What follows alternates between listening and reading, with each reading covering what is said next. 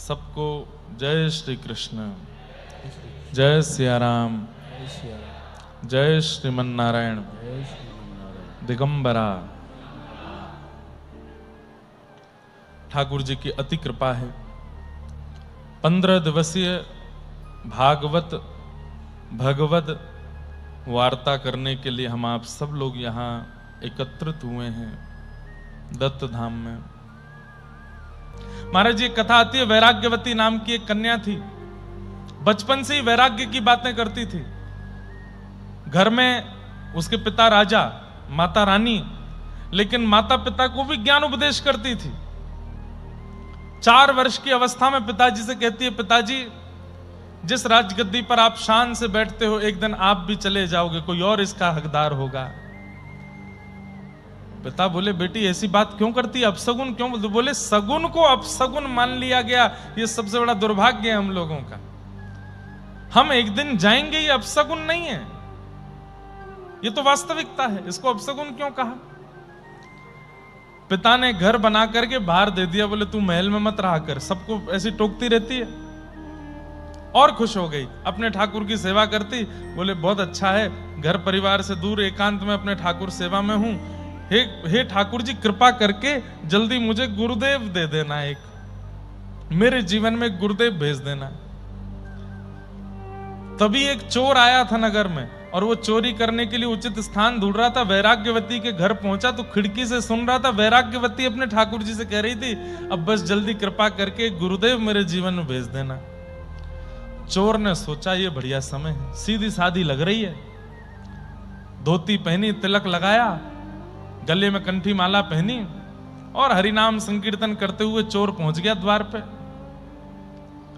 अरे बहुत प्यासा हूं, भूखा हूं, कोई जल पिलाएगा, कोई भोजन कराएगा?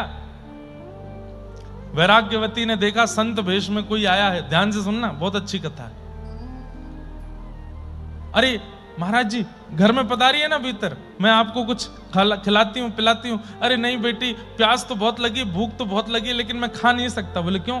मेरा नियम है, मैं दीक्षा दिए हुए शिष्यों के हाथ से ही खाता हूं, उन्हीं के हाथ से ही पान करता हूं।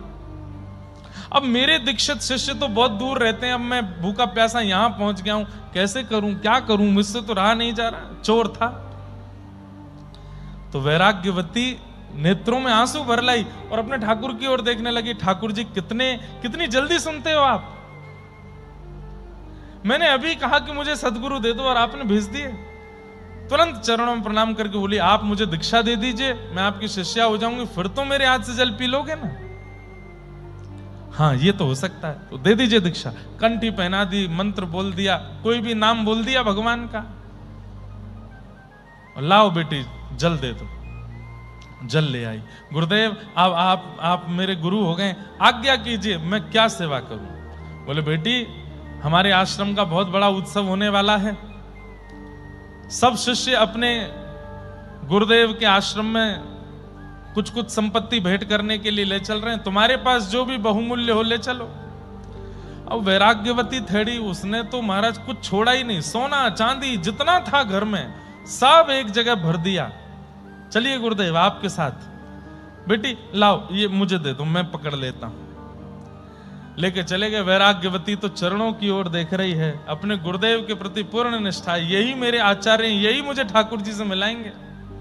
अब चोर सोचे कि यार ये तो पीछे ही पड़ गई है, संग ही चली जा रही है सब जगह। अच्छा वैराग्यवती, अब भगवान से मिलने का समय आ गया है। बोले क्या करना पड़ेगा? बोले हम तुम्हें एक पेड़ से बांध देते हैं, और जब तक हम नहीं आवे तब तक इससे बंधी रहना, हम ठाकुर जी को लेके आते हैं। वैराग्यवती बोली जो आज्ञा। बंध गई पेड़ से। 4 दिन निकल गए, चोर तो भाग गया धन लेकर के। वैराग्यवती वहीं खड़ी है बंधी हुई कि मेरे गुरुदेव आ रहे होंगे ठाकुर जी को लेकर के। यहां राजा ने पता करवाया कि बाहर हमारी बेटी रहती है दूसरे घर में, देखो तो कैसी क्या। तो पता चला 4 दिन से तो उसके अते पते नहीं। पूरी सेना ने खोजा, तब जाकर के जंगल में वैराग्यवती मिली। राजा ने कहा, बेटी तू यहां बंदी है? बोले पिताजी छूना नहीं, मेरे गुरुदेव बांध के गए मुझे, और आप मत आइए यहाँ पे, आप चले जाओ, वो ठाकुर जी को लेके आ रहे होंगे, अभी मैं दर्शन करके निवृत्त होने वाली हूं। अरे बेटा ये तुझसे किसने कह दिया, कौन गुरु, कहां, क्या क्या हुआ, ये सब कुछ नहीं है। नहीं नहीं आप विक्षेप मत डालो, मैं बस ठाकुर जी से मिलूंगी। अब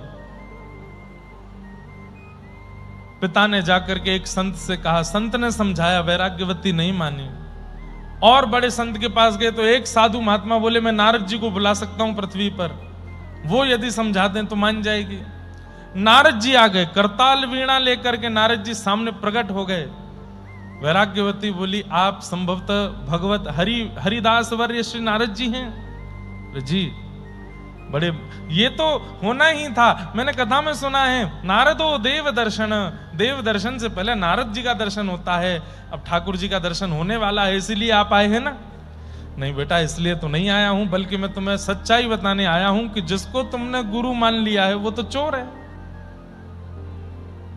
वो तो चोर है। वैराग्यवती ने आंख बंद कर ली। नारद जी बोले क्या हुआ? बोले मेरे गुरुदेव के प्रति उल्टी सीधी बात बोलने वाला, उनके ऊपर आक्षेप करने वाला, चाहे नारद भी क्यों ना हो, मैं नहीं देखूंगी, चले जाओ आप यहां से। मेरे गुरु के प्रति आप चोर क्यों कह रहे हो? अरे वो चोर ही है। वैराग्यवती बोली मुझे छूना नहीं, नहीं तो मैं आत्म अग्नि प्रकट करके जल के भस्म हो जाऊंगी और यहां से नहीं जाऊंगी जब तक मेरे गुरु नहीं आएंगे। नारद जी बोले राजा तुम घबराओ नहीं, हम महादेव को लेके आते हैं, देवादिदेव महादेव आके समझाएंगे, उनकी बात तो मानेगी।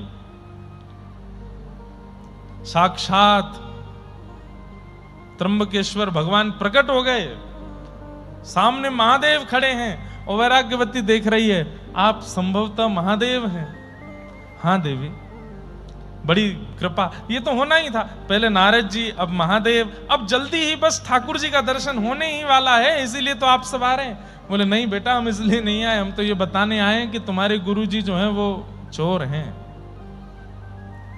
वैराग्यवती ने फिर नेत्र बंद कर लिए।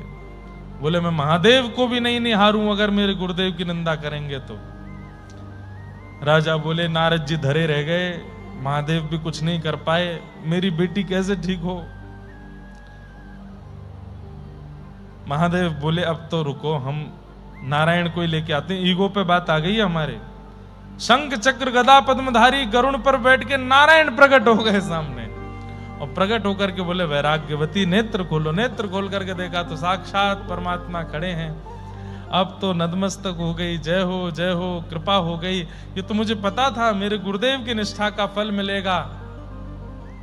नहीं, हम तो ये बताने आए हैं कि तुम्हारे गुरु जो हैं वो चोर हैं। बोले मेरे गुरु यदि चोर हैं, ऐसा कोई भक्त बता दीजिए जिसको दीक्षा के 7 दिन के अंदर नारद जी, महादेव और नारायण तीनों दिखे हो। मुझे दिखे हैं, ये मेरे गुरुदेव की कृपा है। महादेव नारायण ठाकुर जी को देखें, ठाकुर जी नारद जी को देखें, सब संप्रदाय एक तरफ रह गई, सारे गुरु एक तरफ रह गए, चोर भगवान से मिला गया। बताओ, उसको खोज तो लाओ, कहां है? महादेव बोले मैं जाता हूं। ध्यान लगाया, श्रृंगी भृंगी से पूछा ढूंढो कहां है। पता चला पास के नगर में चोरी कर रहा था। महादेव पहुंच गए। आधी रात में एक घर में घुस रहा था, तुरंत महादेव त्रिशूल लेकर के, डमरू लेके सामने खड़े दिखे। चोर घबराया, बोले आप तो महादेव हैं। बोले तूने अभी अभी किसी वैराग्यवती को दीक्षा दी थी? अच्छा वो राजा की बेटी? बोले हाँ। अब उसको तो ऐसे ही मैंने कोई दीक्षा विक्षा, मैं कोई गुरु थोड़ी, मैं तो चोर हूं, वो ऐसे ही नाम दे दिया, ऐसे ही कर दिया। बोले तेरे ऐसे ही करने से उसमें इतना विश्वास जगा गुरु पदवी के प्रति, बंद ही पड़ी है 7 दिन से, चल वहां पर। जैसे ही चोर को लेकर के पहुंचे, ठाकुर जी खड़े हैं गरुण पर, नारद जी खड़े हैं, महादेव खड़े हैं, सब महाराज खड़े हैं वहां पर, और वैराग्यवती बंदी है। गुरुदेव के आते ही नेत्रों से झरझर आंसू गिरने लगे। मेरे गुरुदेव आपकी बड़ी कृपा, आपकी बड़ी अनुकंपा, आपकी बड़ी लीला, देखिए ना सब खड़े हैं मेरे सामने, सबके दर्शन हो गए नाथ। अब बस मुझे कुछ नहीं चाहिए, भगवत दर्शन हो गया, अब तो आप बस अपना चरण मेरे सिर पर पधरा के मुझे मुक्त कर दीजिए। अब चोर भगवान को देखे, भगवान कहें पैर पधराने का मंत्र आता है तुमको? बोले हमें तो कुछ नहीं आता। ठाकुर जी भी हंसने लगे और हंसते हुए क्या बोले, महादेव यहां गुरु का गुरुत्व नहीं है, पर शिष्य के शिष्यत्व में इतनी निष्ठा है, शिष्य के शिष्यत्व में इतनी पराकाष्ठा है कि सामान्य गुरु के होते हुए भी, अरे नाम के गुरु होते हुए भी उसको भगवत दर्शन हो गया, क्योंकि शिष्य के अंदर गुरु के प्रति विश्वास प्रगाढ़ है, शिष्यत्व विशेष है। और यदि गुरु ही श्रेष्ठ हो जाए तो फिर कहना ही क्या है। अश्रेष्ठ गुरु के जीवन में, वैसे अश्रेष्ठ शब्द गुरु के साथ कभी लगता ही नहीं है। गुरु यदि हैं तो वो श्रेष्ठ ही हैं। हर दिन गिना कीजिए दीक्षा के बाद, कितने दिन हो गए शरणागति हुए, बस अब मिलेंगे अब मिलेंगे, आज का दिन और देखते हैं, आज और देखते हैं, आज और देखते हैं, ऐसे करना पड़ेगा। और गुरु को परब्रह्म मानते हुए करते रहो, ये एक दिन प्रकट होंगे सामने, ठाकुर जी को आना पड़ेगा। गुरु शब्द में सामर्थ है भगवत दर्शन कराने की। आज सूरदास जी को हो गए, बिना नेत्र के हो गए, बिना नेत्र के हो गए। सूरदास जी महाराज बोले, भगवान अब मुझे कहीं नहीं रहना, अब आप अपने साथ ही ले चलो। तो श्रीमद वल्लभाचार्य महाप्रभु सूरदास जी को पहली बार लेकर के गोकुल आए और गोकुल में अपने सेवा के ठाकुर जी के दर्शन कराए। श्री नवनीत प्रियालाल जी आज भी विराजमान है नाथ द्वार में। एक हाथ में मक्खन है और एक हाथ में जो ये नीचे हाथ है लड्डू गोपाल जी के, जो हाथ में यहां पे ये तो मक्खन है, और जो नीचे हाथ है इसमें भी कुछ रखा रहता है, वो क्या है? मिट्टी का पात्र होता है ना, उसको क्या बोलते हैं? कुल्हड़, हमारे यहां कुल्हड़ बोलते हैं, और जगह सकोरा बोलते हैं, और क्या बोलते हैं आपके यहां, क्या बोलते हैं मिट्टी के पात्र को जिसमें जल आदि पिया जाए? हैं? नहीं, सकोरा ही तो बोलते हैं। तो श्री ठाकुर जी का जो नीचे वाला हाथ है उसमें आधी छाछ भरा हुआ सकोरा है हाथ में, और ऊपर वाले हाथ में मक्खन है, वो नवनीत प्रियालाल जी। और ये भेद भी सूरदास जी ने बताया। जैसे ही सूरदास जी को लेकर के गए हैं और कहा, सूरदास जी सामने हमारे सेवा के ठाकुर जी नवनीत प्रियालाल बैठे हैं, कैसी झांकी है जरा देख के बताओ। नेत्र नहीं है, मैंने कल बताया था नेत्रों की पुतली भी नहीं है, आकृति भी नहीं है सूरदास जी के, केवल श्वेत श्वेत, आंख खुलती है तो बस सफेदी दिखाई देती है। ऐसा वर्णन वल्लभाचार्य महाप्रभु कह पड़े कि अरे भैया इतने दिन से हम सेवा कर रहे, लेकिन ऐसा अनुभव, ऐसी झांकी, ऐसी भावना तो हमारे चित्त में नहीं बनी। अरे सूरदास, तैने पहली बार आते नवनीत प्रियालाल जी को देख करके इतनी झांकी को वर्णन कर दिया। सूरदास जी बोले, सब आपकी कृपा है, मोसो मत कहो, मुझे तो कभी होते ही नहीं थे अनुभव, आपने जब से मुझ पर कृपा करके दीक्षा प्रदान की तब से ये सब अनुभव हो रहे हैं। नाथ, सब आपकी कृपा है, आपकी कृपा से ही सब हो रहा है। सूरदास जी गोकुल आए, नवनीत प्रियालाल जी का सुंदर दर्शन किया और फिर श्रीमद महाप्रभु इनको गोवर्धन लेकर के गए, और गोवर्धन में जब श्रीनाथ जी का दर्शन किया, एक भुजा ऊपर दूसरी भुजा कटी पर, जैसे ही श्रीनाथ जी के रूप का दर्शन किया, सूरदास जी तो भाव विह्वल हो गए और देखते रह गए बस उसी झांकी को। और बस अब कह दिया कि अब मैं कहीं और नहीं जाना चाहता, हे गुरुदेव कृपा करो, अब सदा इसी गिरिराज जी की तलेटी में ही रहना है, गोवर्धन में ही रहना है। और तब एक पद और गाया। अब सूरदास जी का चरित्र है तो पद ही पद है, लेकिन मैं गाऊंगा थोड़ी देर बाद में। नाचो बहुत गोपाल, अब मैं नाचो बहुत गोपाल, काम विषय को पहल चोलना, कंठ विषय की माल, अब मैं नाचो बहुत गोपाल। श्रीनाथ जी के चरणों में प्रणाम करते हुए, वंदन करते हुए बोले कि हे श्री जी बाबा, हे श्रीनाथ जी, बहुत नाच लिया अब संसार में, अब कहीं नहीं जाना, अब आप अपनी चरण शरण रखिए, अब मुझे और कहीं मत जाने दीजिए। श्रीनाथ जी की शरण में रहने लगे। श्री सूरदास जी। महाप्रभु जी तो यात्राओं पर निकल गए, फिर महाप्रभु जी के पुत्र हुए श्री विठलनाथ जी। सूरदास जी 100 वर्ष से ज्यादा आयु जी करके रहे पृथ्वी पर, और वो भी क्यों, अंत में बताऊंगा मैं इतना लंबा क्यों जिए। विठलनाथ जी की सेवा होने लगी। आप गुरु पुत्र को गुरु समान ही मानते थे, गुरु पुत्र श्री विठलनाथ जी को भी गुरु रूप में ही देखते थे। विठलनाथ जी ने देखा कि अब सूरदास जी थोड़े वयोवृद्ध हो गए हैं, इनको एक सेवक दे दें। गोपाल नाम का एक सेवक दे दिया, गोपाल नाम का एक सेवक दिया। सूरदास जी अब उस गोपाल सेवक की हाथ पकड़ के चलते थे, उसी के संग ही बैठते थे, वही खिलाता था, पिलाता था, सब क्रिया वही करता था। एक दिन की बात, श्री सूरदास जी भोजन कर रहे थे और गोपाल आकर के थाली लगा जाता और हाथ पकड़ करके स्पर्श करा देता। यहाँ रोटी है, ये सब्जी है, ये कढ़ी है, ये पकौड़ी है, ये मिष्ठान है, ऐसा सब बता देता।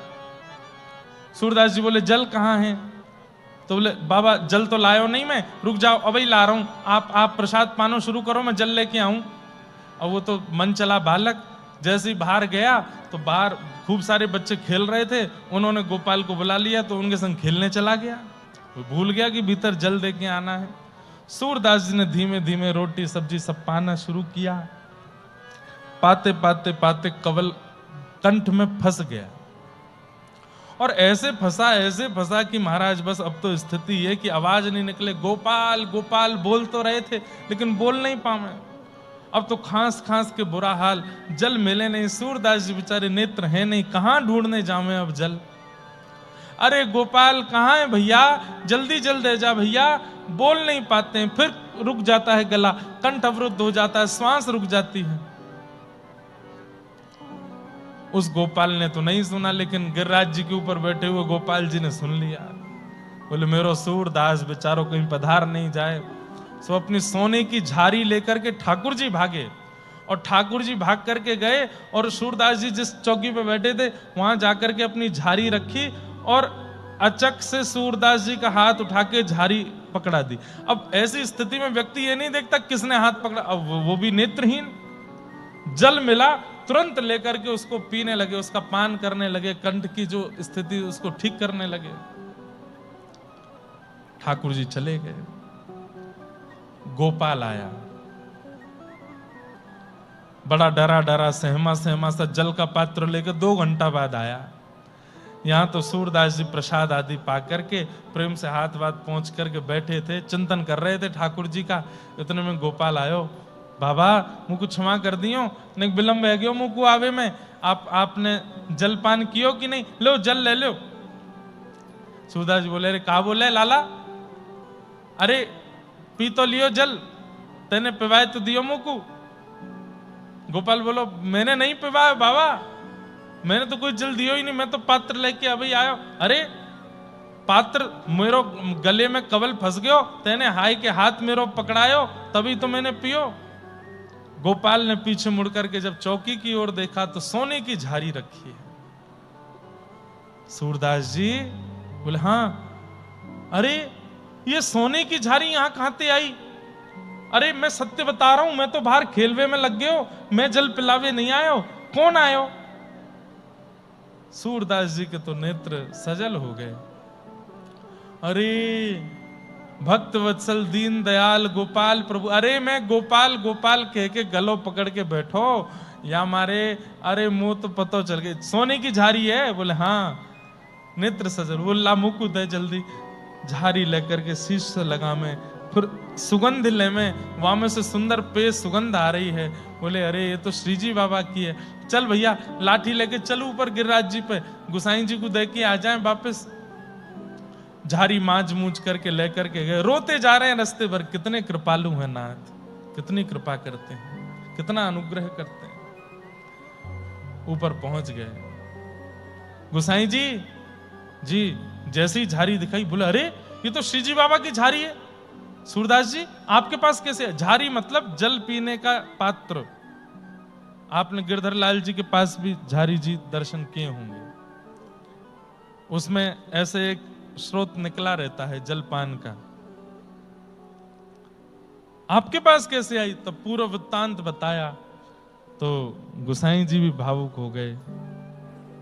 कितनी कृपा, कितना प्रेम करते हैं सूरदास जी से। अच्छा बंधुओं, मैं बता ही देता हूं कि सूरदास जी इतनी लंबी आयु क्यों जिए।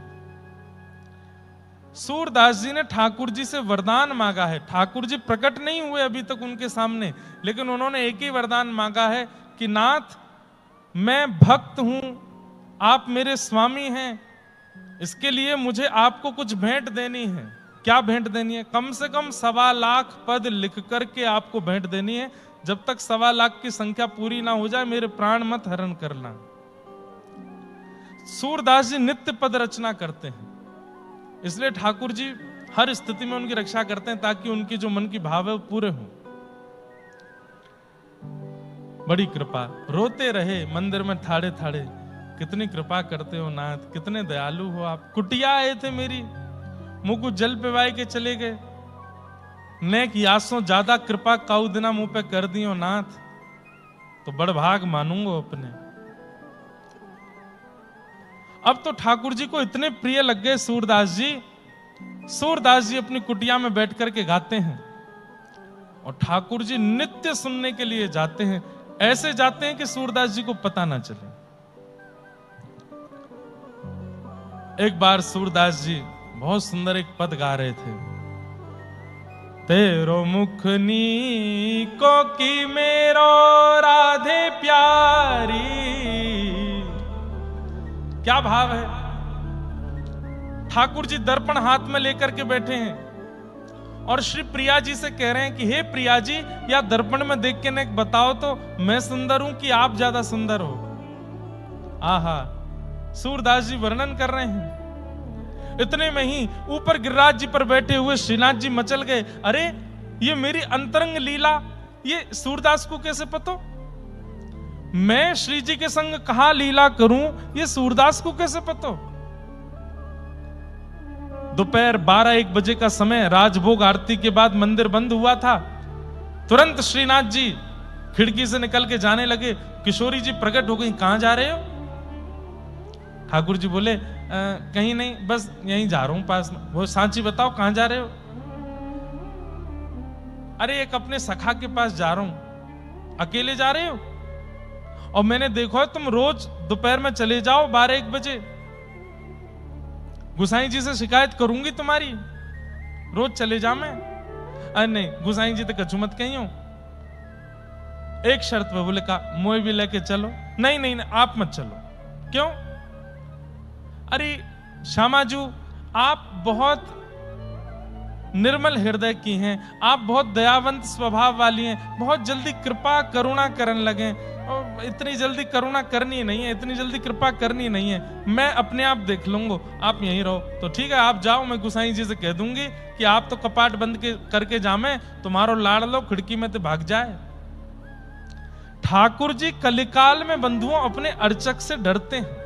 डरते हैं मतलब इसका सेंस यह है कि इतना प्रेम करते हैं कि उसके आज्ञा के बिना कुछ नहीं करते। हम अपने सेवा के ठाकुर जी को बाहर ले जाना चाहें तो ही वो जाएंगे, उनकी इच्छा हो जाए तो नहीं जाएंगे।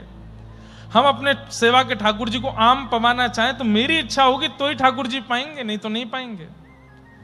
मैं अपने ठाकुर जी को नीले वस्त्र, हरे वस्त्र, जो मैं चाहूं वही पहनेंगे, अपनी इच्छा से नहीं पहनेंगे। इसलिए कलिकाल में बंधुओं कम से कम ठाकुर जी जितना प्रेम आपको देते हैं उतना उनको दो। वो स्वेच्छा से कुछ नहीं करते, सब आपकी इच्छा से करेंगे। ऐसे ही आप भी उनकी इच्छा से रहना शुरू करो। कलयुग में अर्चक जो हैं उसके अधीन रहते हैं ठाकुर जी।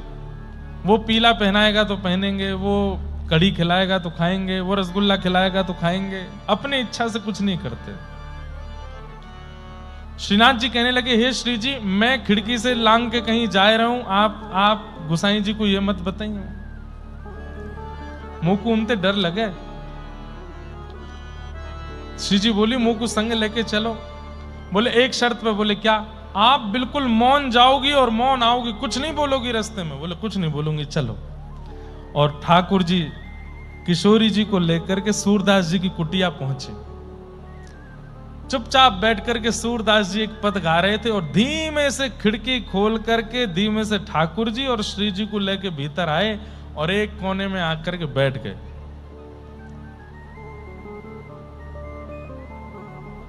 सूरदास जी गा रहे हैं, तेरो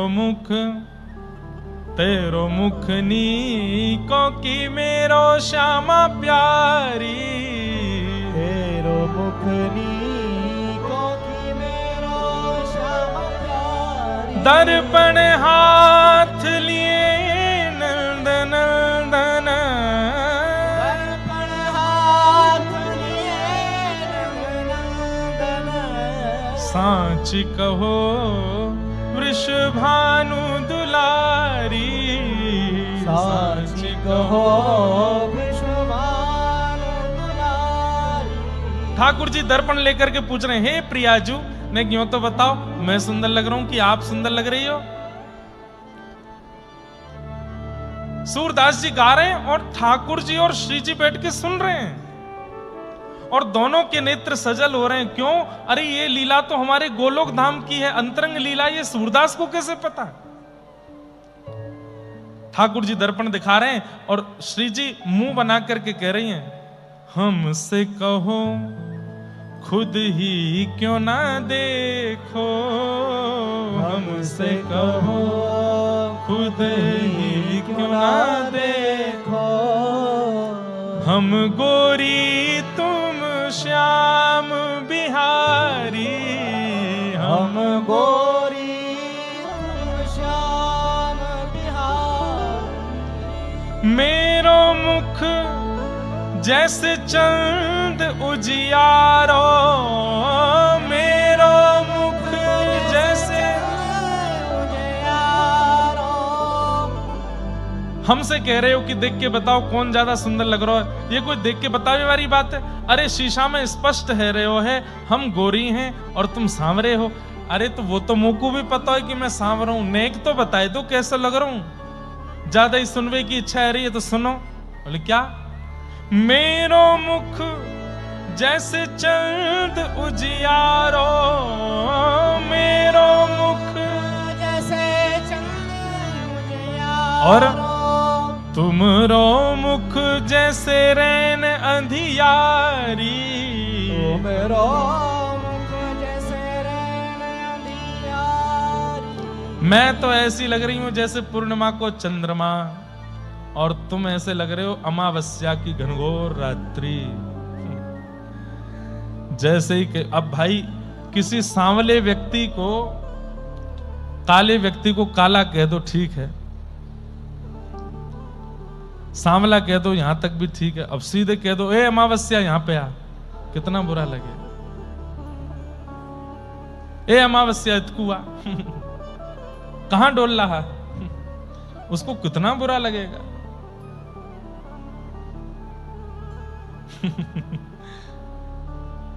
ठाकुर जी तो इतना बुरा मान गए, शीशा वीशा छोड़ के मुंह फुला के बैठ गए।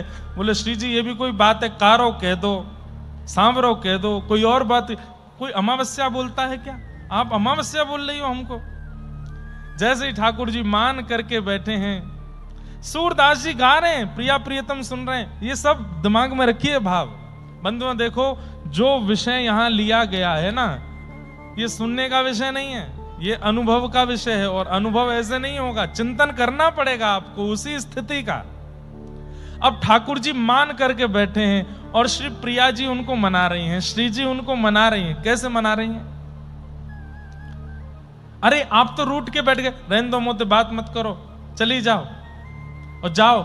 इतने सारे गोरे गोप हैं, गोरे गोरे सबरे ग्वाला हैं, उनमें तो कोई पसंद कर लो। मैं तो कार हूं, ऐसे बैठूंगा किनारे पे ही, और या कारी जमुना के पास ही, मैं कारो जो कारी, हम दोनों यहीं बैठे रहेंगे, आप जाओ यहां से।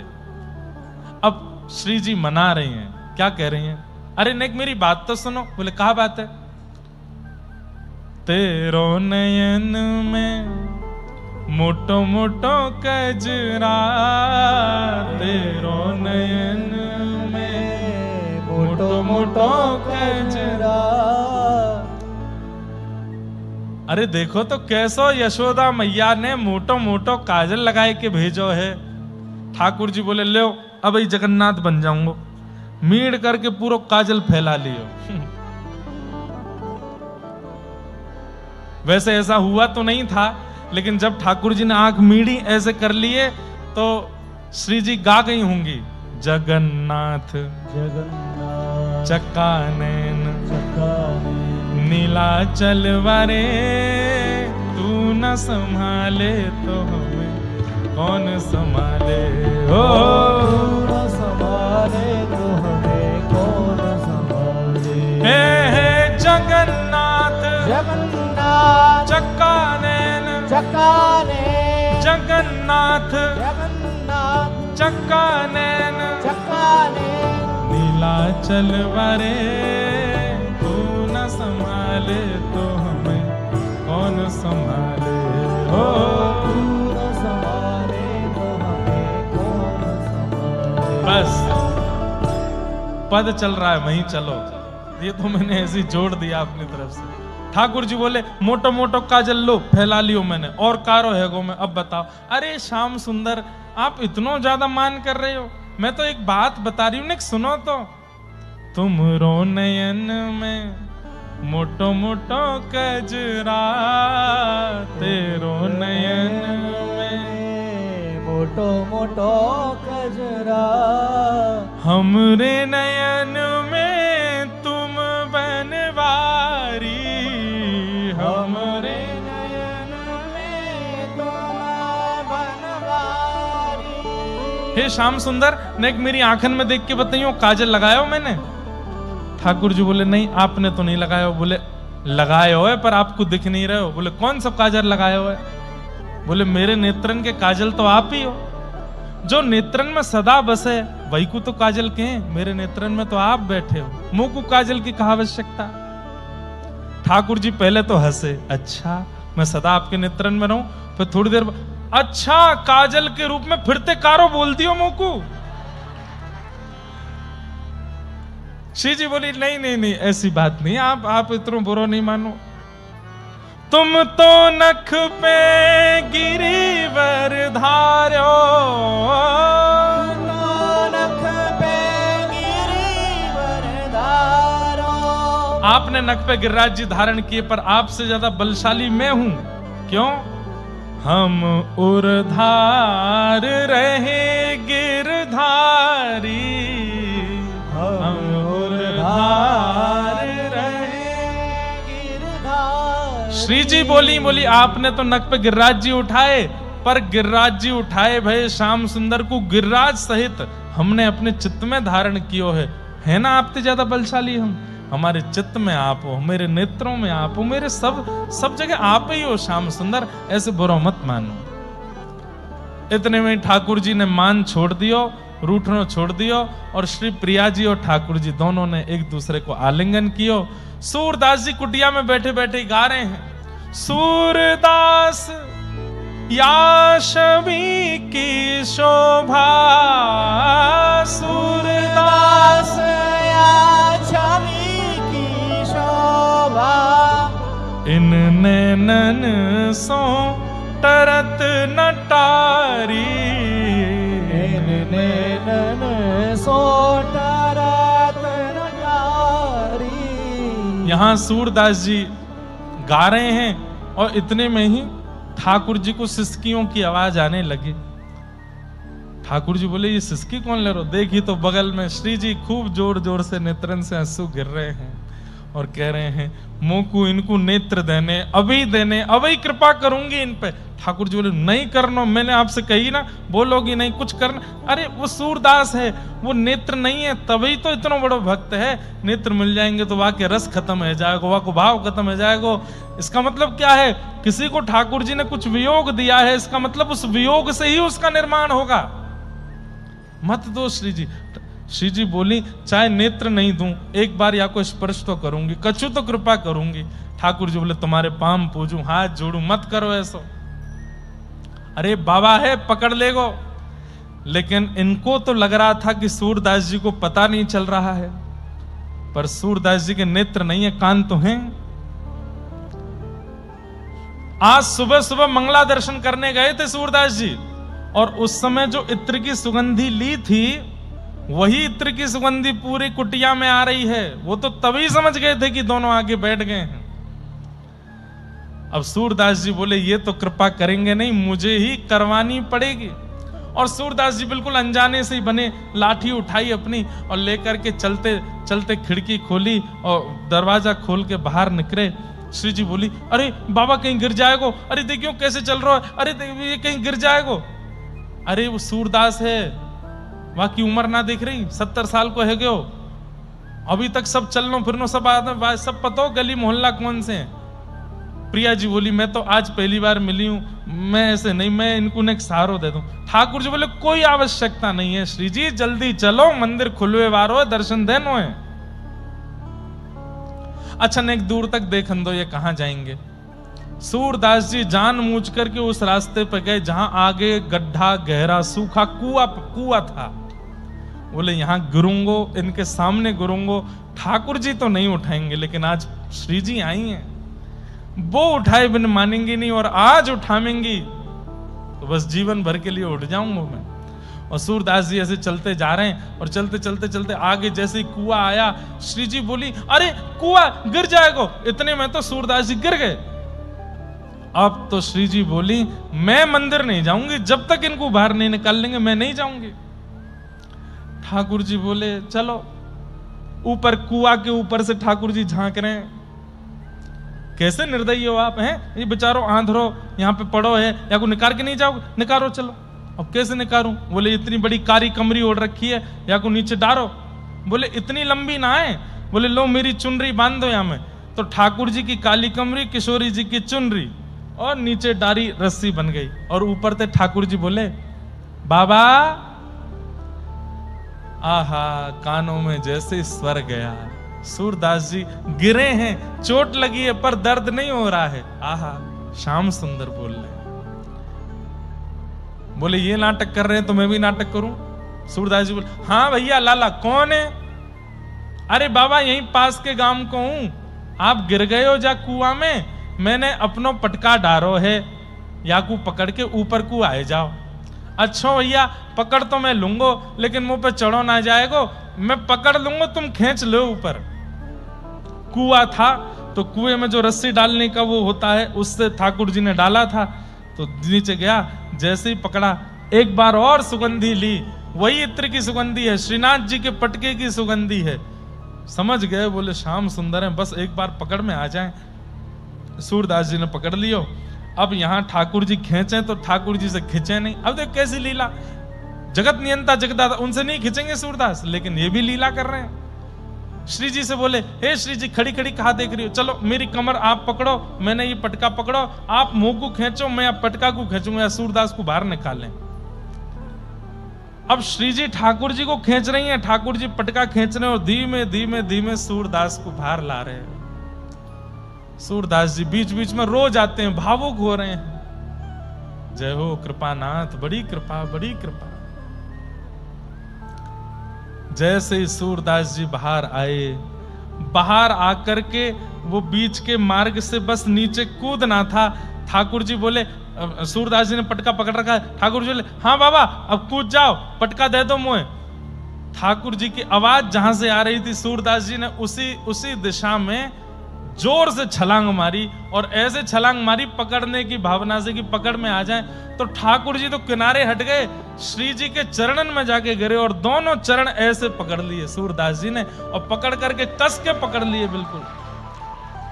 अब ठाकुर जी जल्दी श्री जी के हाथ पकड़, चलो चलो जल्दी चलो, और श्री जी ने जल्दी जल्दी अपने चरण हटाए। जैसे ही दौड़ने लगी तो एक नूपुर वहीं सूरदास जी के पास ही रह गया। सूरदास जी ने चुपचाप वो नूपुर उठाए करके अपनी अंटी में दबाए लियो। अब जैसे ठाकुर जी श्री जी को लेके दौड़े, यहां सूरदास जी बोले, कहां है भैया लाला, अरे मुंह को निकारवे वारो, कहां चलोगो भैया। दूर से ठाकुर जी चिल्ला रहे, बाबा मेरी मैया बुला रही है, फिर कभी आऊंगो। लेकिन किशोरी जी बोली, श्याम सुंदर, हाँ मेरी एक पाजेब कहां है? ठाकुर जी ने नीचे देखो, और बोले अब रह गई होगी, कहीं गिर गिराई गई हो, छोड़ो वाकू छोड़ो। सुनो, ये संध्या को समय है वारो है, मंदिर खुलवे वारो है, गुसाई जी अभी आके कपाट खोलेंगे, वहां मैं और आप नहीं मिले तो बड़ी हमारी जो है का बड़ी डांट पड़ेगी, आश्चर्य रह जाएगा, जगत में बात फैल जाएगी, जल्दी चलो। श्री जी बोली पहले मेरी नूपुर लाओ, वह नूपुर को पहन के जाऊंगी, वहां के बिना नहीं जाऊंगी। ठाकुर जी बोले मैं यही मारे ना लेके आऊं आपको, आज पूरा विलंब करा दियो कोरो। अब नूपुर ढूंढे, सब जगह ढूंढते ढूंढते ठाकुर जी गए तो सूरदास जी बैठे हैं चुपचाप। ठाकुर जी बोले बाबा।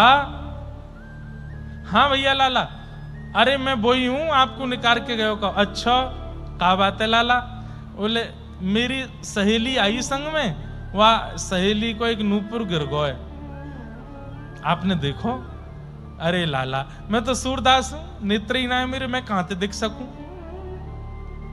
बाबा ए बताए तो तुम्हारे ने कछु नजर में पड़ो? तो बोले नजर है ही ना लाला, कहां से पड़ेगो? ठाकुर जी ने तभी देखा तो अंटी में से थोड़ा सा नूपुर निकल रहा था। बोले बाबा ये तुम्हारी अंटी में लगो तो है, यही तो है नूपुर। अच्छा ये? बोले हाँ, ये तो अभी मुंह को जो निकारवे आए उनकी सखी को है। तो बोले बाबा मैं वही तो हूं। बोले मैं कैसे मानूं तुम वही हो?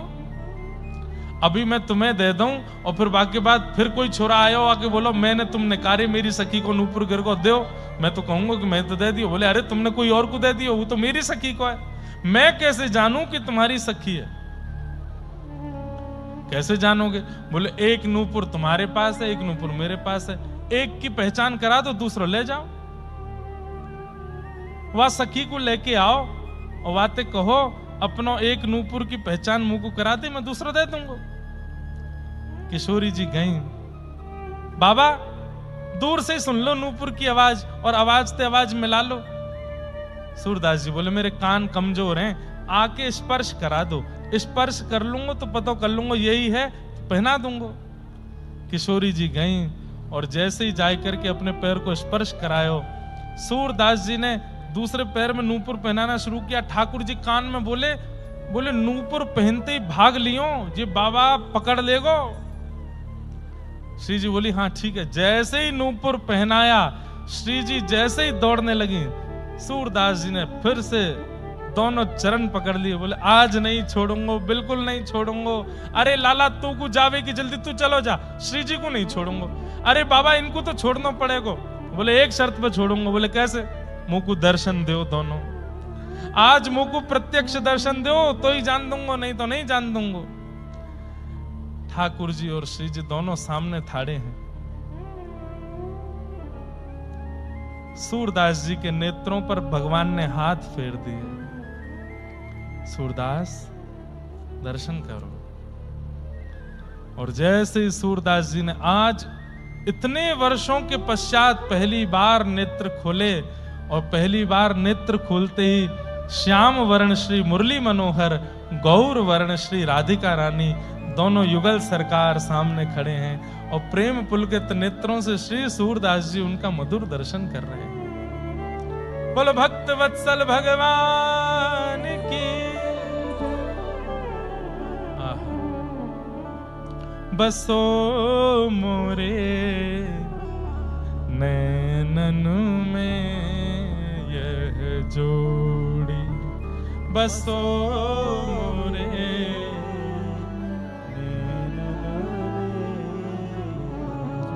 नव दुल्हे ब्रजराज सांवरो, नव दुल्हे ब्रजराज सांवरो, दुल्हन राधा गोरी, दुल्हन राधा गोरी, बसो मोरे नैनन में यह जोड़ी, बसो मोरे नैनन में। हित हरि वंश करीन्यो छावर, हित हरि वंश करीन्यो छावर, चिरजीवो यह जोड़ी, चिरजीवो यह जोड़ी, बसो मोरे नैनन में यह जोड़ी, बसो मोरे नैनन में यह जोड़ी। आहा, प्रेम से दोनों का दर्शन किया, खूब उमड़ घुमड़ के दर्शन किए, खूब रोए चरणों से लिपट लिपट के, और अंत में खूब नैन भर के निहार के नेत्र बंद कर लिए और ठाकुर जी से कहा, अब मुझे पुनः नेत्रहीन कर दो, फिर से अंधा कर दीजिए। अरे सूरदास कहा मांग रहे है? बोले यही चाहिए, अब आपको देख लिया, अब और किसी को नहीं देखना है, अब आप तो दिख करके चले जाओगे, अब मैं दुनिया देखता रहूंगा, इसमें मेरी रुचि नहीं है, आप दिख गए बस, अब और कुछ नहीं दिखना है, बस पुनः अंधा कर दो। और ठाकुर जी की कृपा, सूरदास जी को दर्शन हुए, पुनः सूरदास वैसे ही हो गए जैसे हैं। ऐसे सूरदास जी पर ठाकुर जी की अहितु की कृपा हुई, अद्भुत कृपा हुई।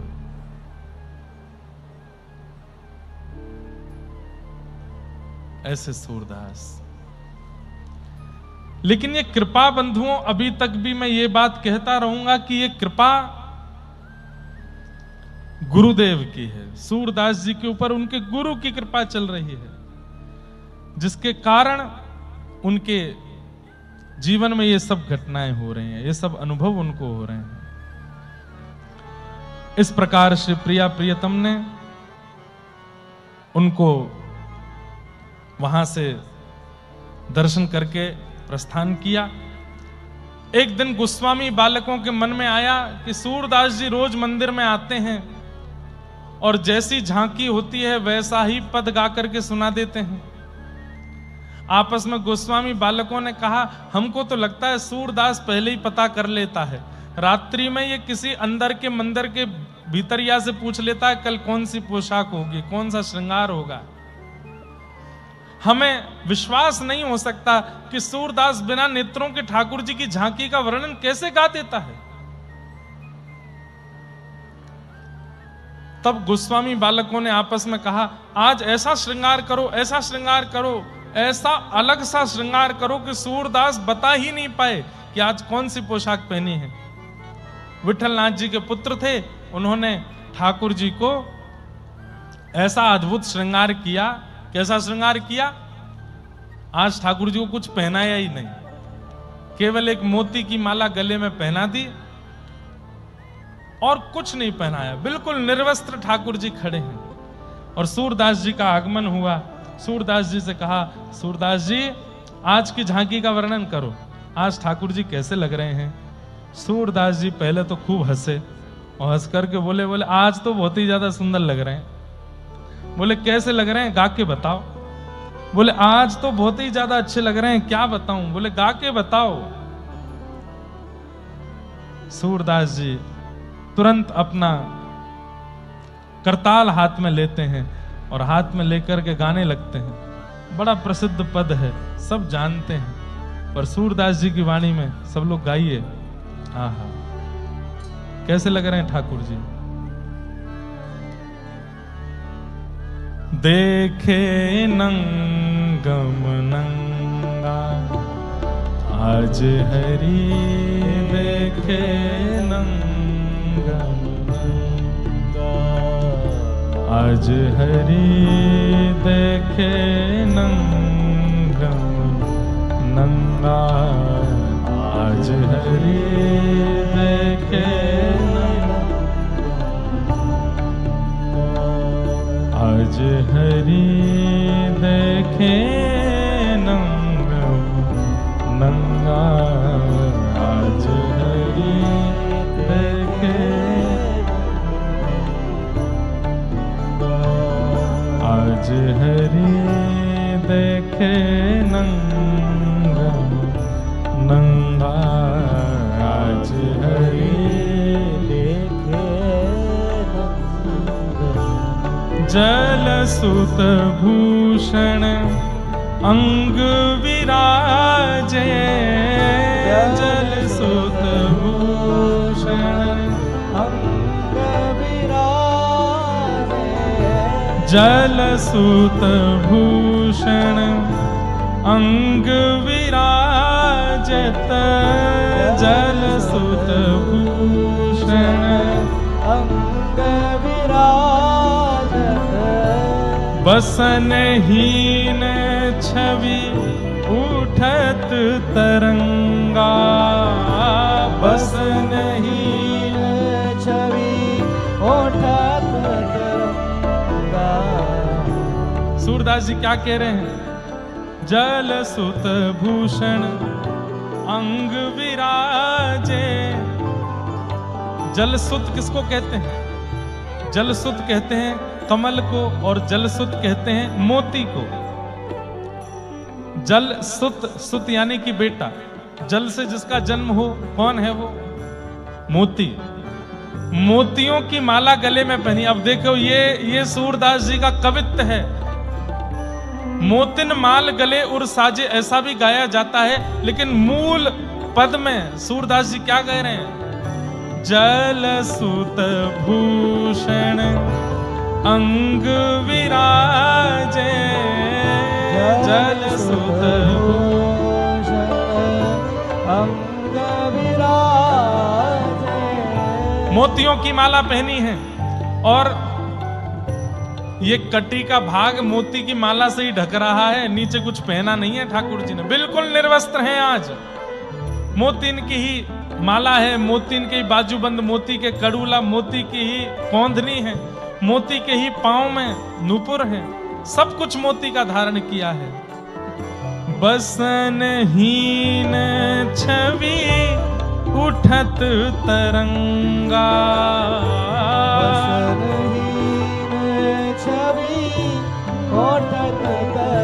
आज हरि देखे नंगम नंगा,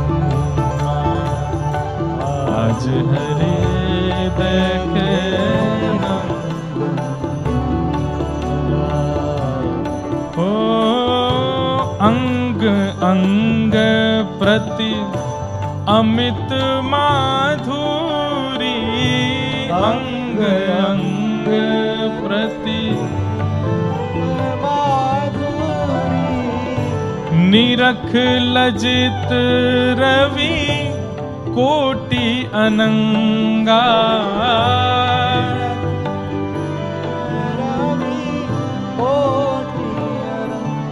हे निरख लजित रवि कोटि अनंगा।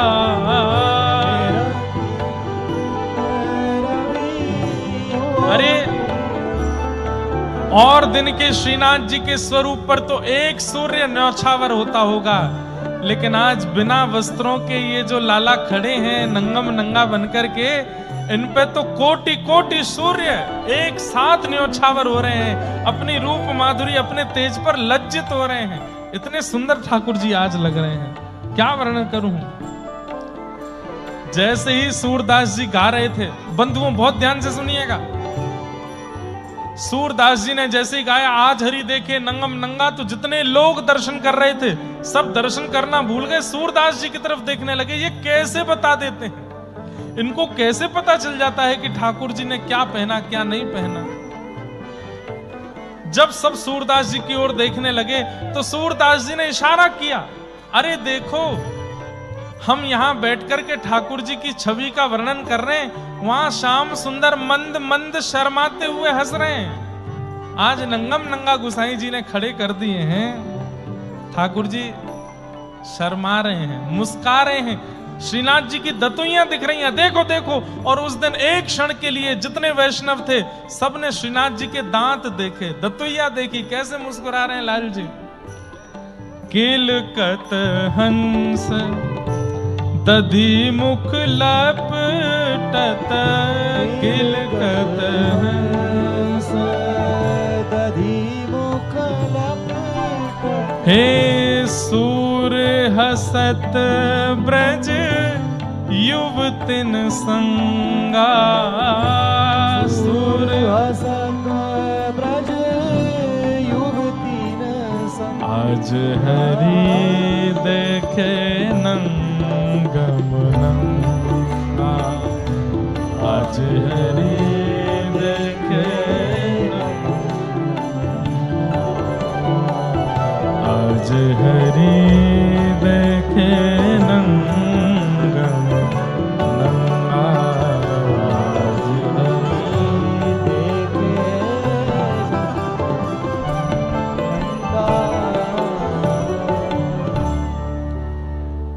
सब गोस्वामियों ने और जितने भी वैष्णव थे सबने सूरदास जी की जय जयकार करी। भैया सूरदास आप सामान्य नहीं हैं, आप तो ठाकुर जी के ही चुने। सूरदास जी सबके आगे हाथ जोड़ते, मेरे गुरुदेव की कृपा। मैं कहां सूर स्वामी बना घूमा फिर रहा था, मुझे दास बनाने वाले तो मेरे गुरुदेव हैं जो ये सब अनुभव कराते हैं। ठाकुर जी के मधुर दर्शन किए। सूरदास जी की ख्याति इतनी ज्यादा होने लगी कि दिल्ली के बादशाह अकबर तक ख्याति पहुंच गई। और ख्याति कैसे पहुंची? यही पद और यही वार्ता तानसेन ने एक दिन अकबर को सुनाई कि एक बार ठाकुर जी निर्वस्त्र हमारे मंदिर में खड़े थे और सूरदास जी ने जाके ये पद गा दिया।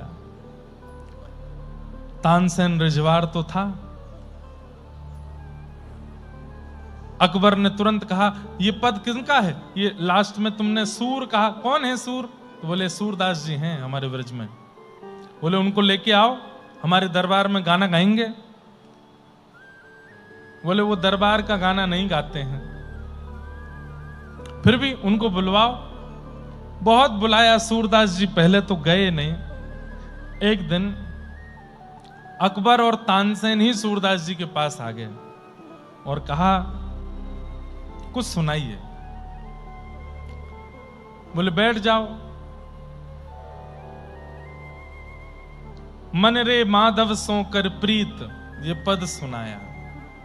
हे मन तू माधव से प्रीति कर, ये पद सुनाया। एक पद सुनने के बाद अकबर के नेत्र बंद रह गए। थोड़ी देर बाद बोला, एक और सुना दीजिए। मन में ना ही रहो अब ठौर, एक और पद सुनाया। अकबर तो इतना प्रसन्न हो गया, बोले कि महाराज आप इतना अच्छा गाते हैं, मैं क्या दे दूं आपको? बोले बस यही दे दो कि बस दोबारा हमारे सामने मत आना, ये दे दो। हम जिनको रिझाने के लिए गाते हैं बस वही हमसे प्रसन्न रहें और कुछ नहीं चाहिए। लेकिन एक घटना घटी बंधुओं, बहुत ध्यान से सुनिएगा। अकबर की एक पत्नी थी, उसका नाम था जोधाबाई। नाम सब जानते हैं।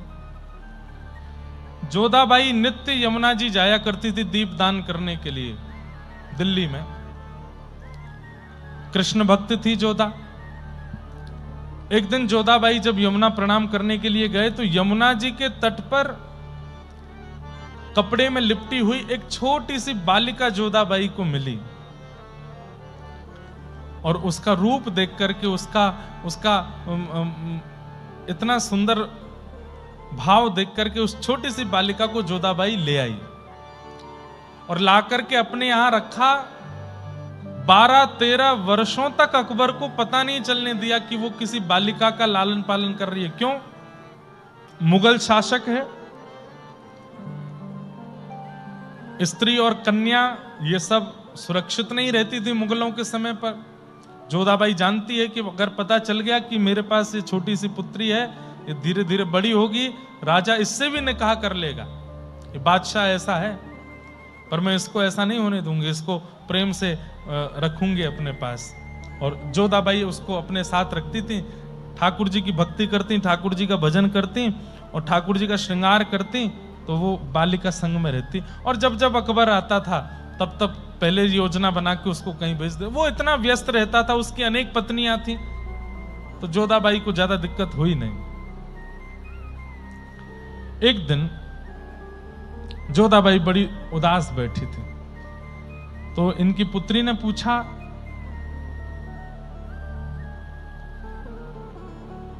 क्या बात है, आप इतनी उदास क्यों बैठी हैं? तब वो बोली कि इतने दिन हो गए मैं ठाकुर जी का भजन करती हूं, पर आज तक कुछ अनुभव मुझे नहीं हुआ। तो वो छोटी सी बालिका बोली, मां बस इतनी सी बात, चलो मेरे साथ। और वो छत पर लेकर के गई और छत पर ले जाकर के उसने ऐसे इशारा करके बताया, सामने देखती रहना, जैसे सूर्य इतने अस्त होनेंगे तभी वहां गैयों का झुंड आएगा और उसी झुंड के बीच में श्याम सुंदर आएंगे, आपको दर्शन कराती। जोधाबाई आश्चर्यचकित होकर बोली, क्या बोलती हो? बोले, हाँ मैं रोज दर्शन करती हूँ, श्याम सुंदर रोज दिखते हैं मुझको। बोले, तू रोज दर्शन करती है? बोले, हाँ। अरे झूठ बोलती है। बोले, नहीं माँ, देखो आप प्रतीक्षा करो, बस अभी सूर्य अस्त होने वाला है, सामने से गौओं का झुंड आएगा और उसी बीच में गौर वर्ण के बलराम जी, श्याम वर्ण के ठाकुर जी और सब सखाओं के साथ जाएंगे यहां से, और मेरी तरफ देखते भी हैं वो, आप यहीं खड़ी रहना।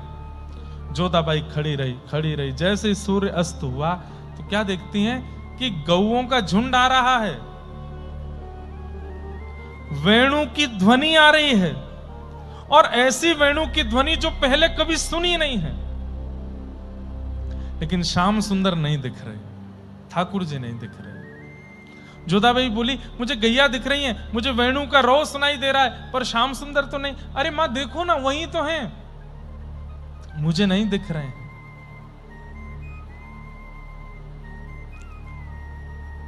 जोधाबाई की जो वो पुत्री थी वो कहती है कि ठाकुर जी कह रहे हैं आपसे कुछ अपराध बने हैं, वो अपराध जब नष्ट हो जाएंगे तब आपको दिखेंगे, लेकिन आप नित्य प्रयास करना, दिखेंगे आपको।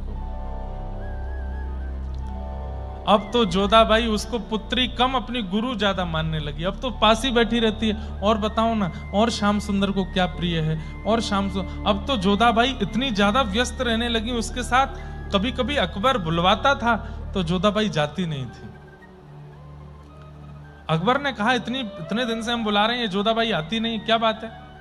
तब किसी गुप्तचर ने बता दिया, बोले आपको नहीं पता है, आपकी आंखों के नीचे से एक लड़की रखी है उनके पास, और बचपन से लालन पालन करती आई हैं, अब तो बढ़िया वो 13-14 वर्ष की हो गई है, उसके पास ही बैठी रहती है। अकबर तो उठ के बैठ गया, बोले कि हमारे महल में कोई एक लड़की रहती है, हमें ही नहीं पता। जोधाबाई को पत्र लिखा, बोले हमें पता है तुम्हारे पास एक लड़की, आदि आदि सब लिख करके भेजा, हमारे सामने उसको पेश करो। जोधाबाई बोली, अगर नहीं लेके गई तो मुझे भी मरवा देंगे और इसको भी मार देंगे, और लेके गई तो मुझे पता है उसकी दृष्टि अच्छी नहीं है, पहले ही बोलेगा निकाह करवाओ मेरा।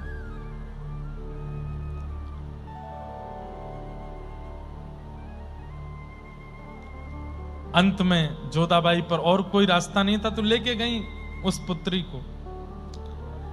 जैसे ही अकबर के सामने पहुंचे, अकबर ने जैसे ही रूप देखा, देखते ही मन में इच्छा प्रकट हो गई, मेरा इनसे विवाह कराओ, और कह दिया मेरे निकाह की तैयारी करो, इससे निकाह करूंगा मैं। जोधाबाई इतनी सुंदर, आपने हमसे छुपा के रखी, आदि आदि सब बातें कहने लगा। जोधाबाई बोली, आपकी पुत्री नहीं, आपकी पौत्री की उम्र की है। बोले हम बादशाह हिंदुस्तान है, हमारे लिए कोई छोटा बड़ा नहीं, इससे विवाह करेंगे। जैसे ये प्रस्ताव दिया, तुरंत बादशाह को अपने हाथ की उंगली से लेकर के पैर के नखून तक, सिर तक, सब जगह ऐसी अनुभूति होने लगी मानो जैसे किसी ने अग्नि लगा दी हो। जैसे अग्नि पर जलने पर जलन होती है, ऐसे पूरे शरीर में जलन होने लगी। बड़े बड़े वैद्य आ गए, बड़े बड़े ज्योतिषी मनीषी आ गए, बड़े बड़े झाड़ फूंक करने वाले आ गए, लेकिन बादशाह को कोई ठीक नहीं कर पाया। तभी एक हिंदू महात्मा गए, उन्होंने बादशाह की स्थिति देखी, लाल पड़ गया है पूरा, और दाने दाने प्रकट हो गए, और बस करहा रहा है, रो रहा है कि मेरे को पूरे शरीर में जलन हो रही है। बोले महाराज, इस वक्त सबसे ज्यादा चर्चा जिनकी चल रही है भारत में वो हैं सूरदास जी, आप उनको बुलाओ। अकबर बोला मैं मिल चुका हूं सूरदास जी से, मैं और बीरबल गए थे। बीरबल कैसे भी करके तुम बुलाओ सूरदास जी को। सूरदास जी को जाकर के कहा कि ऐसे ऐसे परिस्थिति बनी, आप एक बार चल दीजिए। सूरदास जी बोले ठीक है आता हूं। सूरदास जी गए और जैसे ही जाकर के देखा अकबर को, देखते ही बोले वैष्णव अपराध, किसी वैष्णव का अपराध हुआ है, कब से हो रहा है ये बताओ। अकबर ने कहा मुझे याद नहीं। बोले थोड़ा ध्यान करके बताओ नहीं तो मर जाओगे थोड़ी देर में। अकबर ने स्पष्ट बता दिया। बोले ऐसे ऐसे जोधाबाई के पास एक कन्या है और उसको देख करके मेरी निकाह की इच्छा हो गई, तब से हो रहा है। बोले उनको बुलवाओ। जोधाबाई फिर से उस कन्या को लेकर के आई। जैसे ही वो कन्या सामने आई, सूरदास जी के आंखों से आंसू पर आंसू, आंसू पर आंसू। कौन है वो? पूर्व जन्म में सूरदास जी उद्धव थे और कथा बड़ी प्रसिद्ध है। कल भी मैंने थोड़ी सी संकेत में कही थी कि ये निकुंज में प्रवेश करना चाह रहे थे, तब ललिता विशाखा ने इनको रोका था कि ये प्रिया प्रियतम का निकुंज है, उद्धव यहां मत जाओ। तो उद्धव बोले मैं सखा हूं भगवान का, मैं कहीं भी जा सकता हूं। बोले कहीं भी जा सकते हो पर निकुंज में नहीं जा सकते। नहीं माने, उद्धव जबरदस्ती प्रवेश करने लगे। तब ललिता जी ने श्राप दे दिया तुम नेत्रहीन हो जाओ। उद्धव जी नेत्रहीन हो गए। तभी उद्धव जी ने श्राप दे दिया तुम भी एक मिलेच्छ के घर में जाओगी और वहीं पलोगी बढ़ोगी। सूरदास जी पहचान गए, अरे ये तो ललिता जी हैं, ये साक्षात कृष्ण की, साक्षात किशोरी जी की सखी सहचरी हैं ललिता जी। और सूरदास जी की और ललिता जी की एक मीठी बात वार्ता हुई।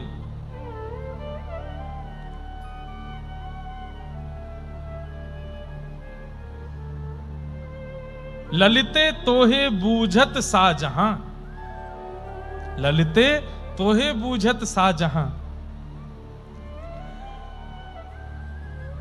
अरे ललिते, ये राजा तेरे बारे में पूछ रहा था। ललिता जी सूरदास जी को देख करके उनके भी नेत्र सजल हैं। वो क्या कह रही हैं? तद श्याम सुंदर तुम आए कहां? अरे श्याम सुंदर को अकेला छोड़ के यहां कहां तुम मिलेच्छों के दरबार में आए हो?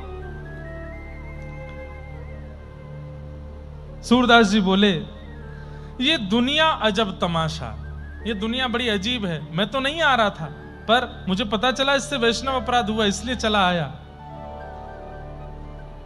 ये दुनिया अजब तमाशा। लेकिन तभी वो ललिता रूप में जो बालिका है वो कहती है सूरदास जी से, पर मोहे श्याम मिलन की आशा। पर अब मैं अपने जीवन में और कुछ नहीं चाहती, ठाकुर जी से मिलना चाहती हूं। और तुरंत वो बोलती है अब हरि पर जाऊं, अब मैं ठाकुर जी के पास जा रही हूं। और सूरदास जी मुस्कुरा करके बोलते हैं कछु दिन में मैं भी आऊं, तुम जाओ कुछ दिन में मैं भी आ रहा हूं। और इतना कहते ही वो जो बालिका थी उसके देह से एक अग्नि प्रकट हुई और जल करके पूरा शरीर देह वहीं राख बन गया। सूरदास जी ने उसको अपने शीश से लगाया, नतमस्तक होकर के प्रणाम किया। बोलो श्री ललिते महारानी की। सामने बैठा अकबर पूछ रहा है ये सब क्या था, ये सब क्या हो रहा था? बोले बहुत लंबी कथा है, तुम नहीं समझोगे। बहुत बड़ा वैष्णव अपराध किया है तुमने, भगवत भक्त के प्रति ऐसी भावना रखी है, इसलिए तुम्हारा देह अब ये पीड़ा दूर नहीं होगी। ऐसा मत कीजिए नाथ, मैं मर जाऊंगा। बोले मरोगे नहीं, कहीं कहीं अंग से ठीक हुआ करेगी, कहीं कहीं फिर होने लगा करेगी, ये पीड़ा तो रहेगी। क्योंकि वैष्णवों को भी कृष्ण और वृंदावन की भक्ति प्रदान करने वाली ललिता जी के प्रति तूने दुर्भावना रखी। अकबर बोला मुझे थोड़ी पता था कि वो कौन है। बोले कोई भी हो, किसी के भी प्रति दुर्भाव क्यों रखते हो? सूरदास जी ने मीठी डांट लगाई और वहां से चले गए। तब से अकबर का नियम बन गया, सूरदास जी का पद तानसेन से सुनता था। तो जब जब तानसेन सूरदास जी का पद गाते थे तब तब अकबर को शांति रहती थी और पद विश्राम होते ही फिर से उसको जलन होनी शुरू हो जाती थी और 24 घंटे सूरदास जी का ही पद सुनता रहता था। एक दिन अकबर फिर से वृंदावन गया और सूरदास जी से जाकर के बोला सूरदास जी आप इतना अच्छा लिखते हैं, इतना अच्छा लिखते हैं, मैं क्या बताऊं। एक बात बताइए, आप कवि हैं, आपने औरों की भी कविताएं देखी होंगी, इस दुनिया में सबसे सुंदर कवि कौन है? तो सूरदास जी बोले सबसे बढ़िया कवि मैं हूं। मुझसे बढ़िया कविता रचना कोई नहीं करता। ये सुनकर के तानसेन और बीरबल थोड़े आश्चर्यचकित हुए, बोले वैष्णव अपनी बड़ाई नहीं करता, सूरदास जी अपनी प्रशंसा कैसे कर रहे हैं? तो तानसेन ने पीछे से बोला कि महाराज आपने गोस्वामी तुलसीदास जी का नाम सुना है? सूरदास जी के नेत्र सजल हो गए, अरे वाह, तुमने मेरे पुराने मित्र की याद दिला दी। बोले आप जानते हैं? बोले हम दोनों की बड़ी अच्छी भेंट हुई थी। भेंट के बारे में बताऊंगा, लेकिन तुमने जो अभी प्रश्न किया कि कविता किसकी अच्छी है, कविता तो मेरी अच्छी है, लेकिन तुमने बाद में नाम लिया तुलसीदास जी का। तुलसीदास जी कविता नहीं लिखते, तुलसीदास जी की चौपाई तो मंत्र हैं जो भगवत दर्शन करा देती है। कवि मैं अच्छा हूं, पर तुलसीदास जी कवित्र नहीं है, वो कवि नहीं है, वो तो ठाकुर जी को प्रकट कर देते हैं शब्दों में। और फिर सूरदास जी ने तुलसीदास जी से अपने मिलन की कथा बताई। कैसे? तुलसीदास जी वृंदावन आए थे, गोस्वामी तुलसीदास, और उन्होंने सूरदास जी की बड़ी प्रशंसा सुनी थी। सब जगह दर्शन करते हुए सीधे सूरदास जी की कुटिया में पहुंचे। सूरदास जी बोले कौन आए भैया? अरे हम हैं तुलसीदास। तुलसीदास नाम सुनते ही सूरदास, अच्छा आपकी खूब चौपाइयां सुनते हैं हम, आपने रामचरितमानस की रचना की है? बोले जी। हनुमान चालीसा बहुत अच्छी लिखी है आपने? बोले सब कृपा है ठाकुर जी की। आप भी बहुत बढ़िया लिखते हैं, मैं कभी कभी पद सुनता हूं, नाचो बहुत गोपाल, ये मुझे बहुत अच्छा लगता है। ऐसी सब चर्चा हो रही है गोस्वामी जी में और सूरदास जी में। अब मैं नाचो बहुत गोपाल एक बार सुना देंगे? बोले हाँ हाँ सुना देंगे, सब सुनेंगे, आप बैठो ना, आओ। थोड़ी देर वार्ता होती रही, एक दूसरे की प्रशंसा करते रहे। थोड़ी देर बाद गोस्वामी तुलसीदास जी बोले एक बात तो माननी पड़ेगी। बोले क्या? कितने भी कृष्ण की महिमा गा लीजिए, कितने भी कृष्ण के पद लिख दीजिए, पर हमारे राम जी का पारावार नहीं हो सकता। हमारी राम जी की बराबरी नहीं कर पाएंगे ठाकुर जी। सूरदास जी सीधे होके बैठ गए, बोले देखो तुम्हारे राम जी को बार बार प्रणाम है, राम जी को बार बार वंदन है, पर हमारे ठाकुर जी को कम मत समझो तुम। अरे नहीं, हम सब जानते हैं, सच्चाई तो हमको पता है। बोले देखो ऐसे मत करो, हम अपनी पे आ जाएंगे तो फिर हम ऐसी ऐसी बातें बता देंगे, फिर रोते डोलोगे। बोले देखो बातें तो मुझे भी बनानी आती है, मैं भी कवि हूं, आप भी कवि हो, दोनों एक दूसरे को हराते रहेंगे। आज एक काम करते हैं, बिना कविता के प्रतियोगिता करते हैं, देखते हैं कि तुम्हारे ठाकुर जी बलवान कि हमारे राम जी। सूरदास जी बोले क्या करोगे? बोले तराजू लटकाओ, और एक पड़ले में आप बैठोगे अपने गोपाल जी के साथ, मैं बैठूंगा अपने सीताराम जी के साथ, जिसका पड़ला भारी वो विजय। सूरदास जी बोले हम तो पतले दुबले से हैं। तुलसीदास जी बगल में आके अपना हाथ स्पर्श कराए, बोले हमें छू के देखो, हम कौन से मोटे हैं, हम भी पतले हैं। सूरदास जी उनका हाथ पकड़े, फिर अपना पकड़े, बोले हाँ हो तो हमारे जैसे ही। तो बोले चलिए हो जाए प्रतियोगिता। तराजू में जैसे ही पहुंचे पहले सूरदास जी एक पड़ले में बैठे, जय हो मेरे गोपाल जी, और कह करके जैसे ही बैठे पडला नीचे हो गया। अब दूसरी तरफ सूरदास अभी बैठे नहीं तुलसीदास जी महाराज ने पडला नीचे किया और तुरंत बैठे, जय हो मेरे श्री सीताराम। और जैसे ही बैठे थोड़ी देर तो पडला ऊपर नीचे होता रहा। थोड़ी देर बाद सूरदास जी ऊपर चले गए, गोस्वामी जी का पडला नीचे आ गया, और जो लोग 4, 5, 10, 15 लोग दर्शक थे उन सब ने जय जयकार करी, सियापति रामचंद्र की जय, गोस्वामी तुलसीदास जी महाराज की जय। सूरदास जी बोले क्या हुआ? नीचे से तुलसीदास बोले क्या हुआ? क्या जो होना था वही हुआ, जो वास्तविकता है वो हुआ, हम जीत गए। हमारे राम जी बलवान हैं, हमारे राम जी का प्रताप है, हम जीत गए। सूरदास जी भावुक हो गए, बोले नीचे उतारो मुझे। पडला नीचे किया, अपने गोपाल जी को हृदय से लगा के रोते रोते लाठी से चलते हुए पहुंच गए कुटिया में। और कुटिया में जाके इतना रोए, इतना रोए, इतना रोए, नेत्र नहीं दिए मुझे, लाठी से चलता हूं, अपने आप प्रसाद पाता हूं, अपने आप स्नान करता हूं, आज तक दुनिया का एक रंग नहीं देखा मैंने, कभी शिकायत नहीं की आपसे।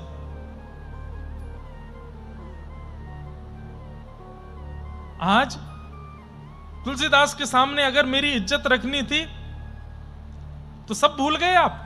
वहां वो तृणावर्त आया था, आपको मारने के लिए वृंदावन में बवंडर के रूप में, तो इतने भारी हो गए कि आपको उठा ही नहीं पाया। पूतना के लिए आप 6 दिन में इतना बल आ गया कि उसके प्राण निकाल लिए। 6 वर्ष की आयु में कालिया नाग के ऊपर नृत्य कर लिया। 7 वर्ष की आयु में विशाल 22 किलोमीटर के पर्वत गिरिराज जी को उठा लिया। और आज यहां सूरदास की लाज बचानी थी, वहां पे हल्के हो गए आप। ठाकुर जी प्रकट हो गए, प्रकट होकर सूरदास जी की गोद में बैठ गए और थोड़ी पकड़ के बोले, बाबा मुंह पे गुस्सा काई को हेरो है, मेरी गलती थोड़ी है। बोले हाँ तुम्हारी गलती ना है, मेरी गलती है। मोए भी जन्मते सिया राम जी को ही गुणगानो चाहिए हो, तुम्हारी चक्कर में गलत पड़ गए हो। मैं तुलसीदास के आगे मेरी नाक कटवाए दे। अरे बाबा ने एक मेरी बात तो सुन ले। बोले कहा? बोले 2 ज्यादा हूं मैं कि 3 ज्यादा हूं मैं, ये बताओ। सूरदास जी बोले मो गणित सिखा रहे हो, अब 80 वर्ष की उम्र में आके गणित सिखा रहे हो। बोले अरे बताओ ना 2 ज्यादा हूं मैं कि 3? सूरदास जी बोले 3 ज्यादा हूं मैं।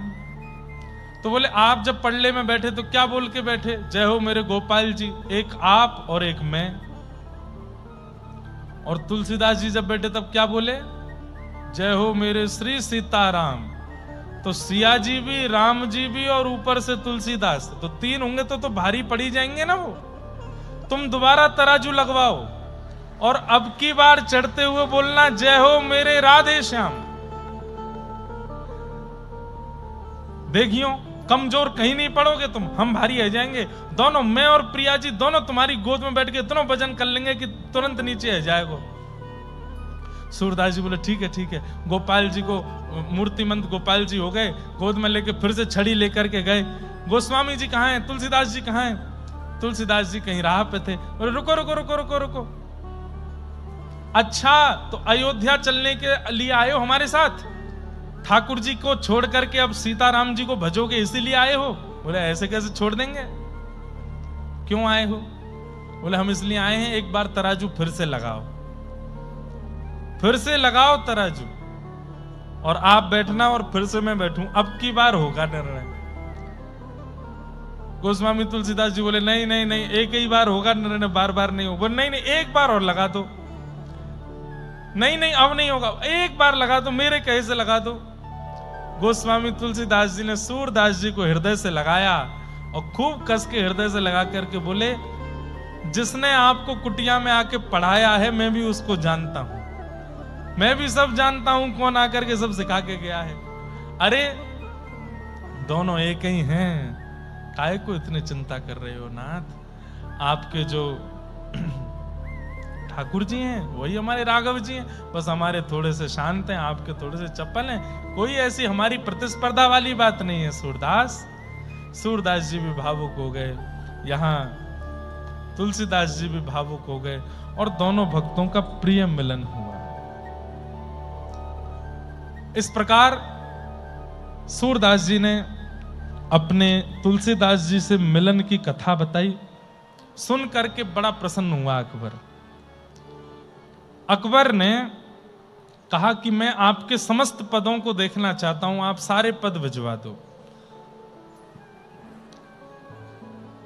जैसे ही पता चली कि अकबर ने पद मांगे हैं, कई लोग सूरदास जी की छाप लगा लगा करके पहुंच गए और उल्टे सीधे पद सब दे दिए। अब तो अकबर बड़ी चिंता में पड़ गया। सूरदास जी के कुल 1.25 लाख पद हैं, या तो 2.5 लाख से ज्यादा पद आ गए मेरे पास। तो पूछा क्या करें? तब किसी ब्रज के रसिक ने बताया, बोले कि सारे पदों को यमुना जी में बहा दो, जो ऊपर तैरने लग जाएं समझ जाओ सूरदास जी के, और जो डूब जाएं समझ जाओ ये नकली हैं। जैसे ही बहाए तो 1.25 लाख पद जो थे वो तैरने लगे, बाकी के 1 लाख के करीब पद जो अनर्गल लोगों ने केवल ख्याति प्राप्त करने के लिए लिख दिए थे वो सब डूब गए। ऐसे सूरदास जी के पदों का संकलन हुआ। अब आती है और भी कथाएं हैं, बीच में बड़ी सुंदर सुंदर लीलाएं हैं, लेकिन सूरदास जी के भगवत धाम परायण का समय। बिहाग। सूरदास जी 100-105 वर्ष की अवस्था के लगभग हो गए। ध्यान से सुनिएगा। ठाकुर जी गए और सूरदास जी की कुटिया में प्रकट होकर के बोले, प्रत्यक्ष हाथ आगे करके, सूरदास अब तुम्हारा समय पूर्ण है, अब चलो निकुंज में, मैं तुम्हारी प्रतीक्षा कर रहा हूं, चलो मेरे साथ।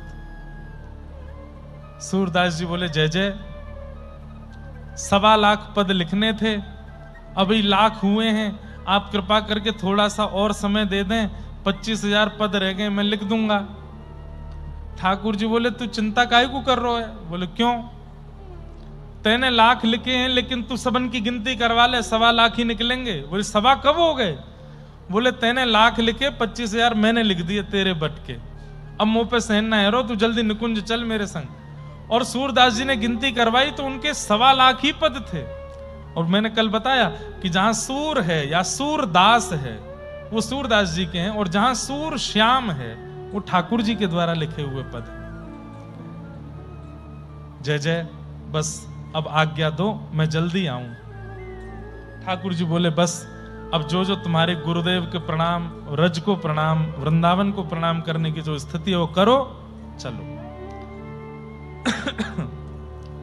यहां नित्य मंगला दर्शन करने के लिए श्रीनाथ जी जाते थे गोवर्धन में, लेकिन आज गोसाई जी ने कहा, भाई आज सूरदास नहीं आए।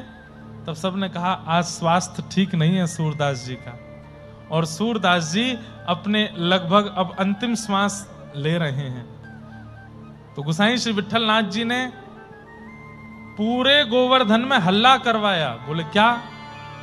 बोले, पुष्टि मार्ग का, भक्ति मार्ग का, भक्ति पथ का जहाज अब प्रस्थान कर रहा है। जिसको जाके मिलना हो, जिसको जाके देखना हो, जिसको जाके प्रणाम करना हो, सब कर लो। जहाज हैं, इनको पुष्टि मार्ग का जहाज कहा गया, भक्ति का जहाज। जो बैठ गया सूरदास जी के पदों में, सूरदास जी के पद का जिसने आश्रय ले लिया, ये जहाज ठाकुर जी के चरणों तक पहुंचा के ही छोड़ेगा। ऐसा सूरदास जी के पदों की रचना है। हम तो प्रार्थना करते हैं, मीराबाई, गोस्वामी तुलसीदास, सूरदास, इनके नित्य एक पद, कभी विनय पत्रिका उठाया कीजिए गोस्वामी तुलसीदास जी के, उसको गाया कीजिए। सूरदास जी का सूर सागर मंगा लीजिए, रोज एक पद गाओ। मीराबाई के रोज एक पद गाओ। आप अनुभव करेंगे जीवन की गति इनकी कृपा से ही सुसज्जित हो जाएगी ठाकुर जी के चरणों के लिए। गोसाई जी ने हल्ला कर दिया पूरे गोवर्धन में कि भैया भक्ति का जहाज अब प्रस्थान कर रहा है, जिसको बैठना हो बैठ जाओ। सब लोग इकट्ठे हो गए। सूरदास जी महाराज कैसे लेटे थे? दंडवत जैसे करते हैं ना, सीधे पट्टे लेट करके ऐसी स्थिति में लेटे थे। गोसाई जी ने आकर के कहा, सूरदास ऐसे क्यों लेटे हो? बोले, मैंने जीते जी कभी व्रज की रज को पीठ नहीं दिखाई, कमर नहीं दिखाई, आज भी नहीं दिखाऊंगा। लेकिन तभी गोसाई जी ने उनको अपनी गोद में लिटा लिया और सूरदास जी के नेत्र बंद हैं, मुख पर अत्यंत प्रसन्नता है। पूरा गोवर्धन सुंदर सुगंध से सुगंधित हो रहा है। क्यों? प्रिया प्रियतम दोनों आए हैं लेने के लिए सूरदास को। गोसाई श्री विठल नाथ जी ने तुरंत कहा, सूरदास जी तुम्हारी मन की स्थिति क्या है? मन में क्या चल रहा है, जरा बताओ। और सूरदास जी अपने मन की स्थिति का वर्णन कर रहे हैं।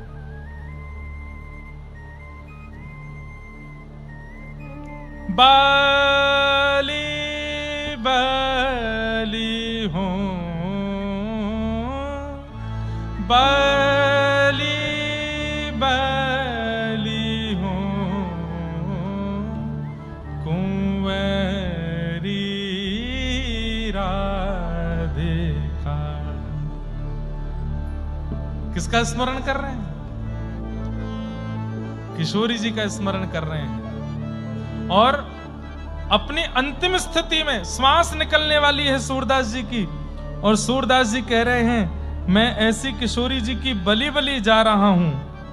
कैसी किशोरी जी? जिन्होंने नंद सुवन को अपने मोह किया है, अपने बल में, अपने बस में कर रखा है। ऐसे हमारे पंडित श्री जसराज जी बहुत सुंदर इस भाव को गाते थे। वो अपनी अंकिता बहन आती हैं तो उनसे मैं गवाया है। आप भी गाते हैं ये भाव, गाए हैं ये वाला भाव। बली बली हूं कुंवर राधिका, पंडित जसराज जी का ये धुन, ये कंपोजिशन उन्हीं की है। उन्होंने सबसे ज्यादा सूरदास जी के पद गाए हैं पंडित जसराज जी ने, तो उनका ये पद है। और ये सूरदास जी का अंतिम पद है। 3 पद अंत में गाए, उनमें पहला पद ये वाला गाया। बली बली हूं,